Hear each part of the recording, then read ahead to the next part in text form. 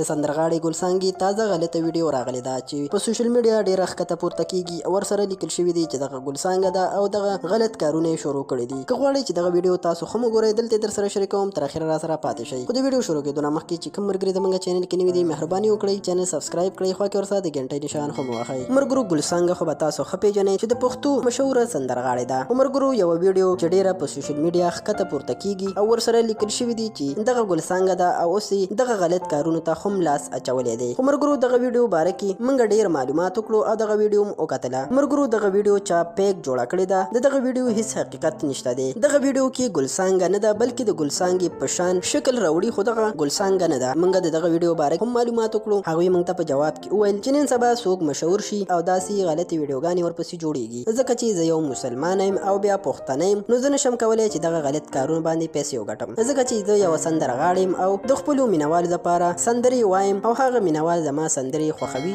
ځکه سندرې وایم چې زما مینوال خوشحاله وي. او دا ویډیو چې چا هم جوړه کړې ده او بیا یې خپره کړې ده، دا غواړي چې زما نوم خراب کړي او ما په معاشره کې وشرموي. مرګرو دا یې هغه خلکو ته میسج ورکړی دی هغه ته د ستاسو د یو غلط حرکت په وجه د هغه ټول ژوند خرابوي او بدناموي، نو داسې هیڅکله هم نه دی پکار. مرګرو دا د ګلسانګې د غلطې ویډیو باره کې معلومات چې دغه ویډیو پیک ته او هیڅ حقیقت نه لري. مرګرو د داسې نورو نوي معلوماتو دپاره د سره زموږ پیک کلیک چینل ضرور سبسکرایب کړئ، خوا کې ورسره د ګنټۍ نشان هم ووهئ. تر بلې ویډیو راکړئ اجازت، د الله په امان.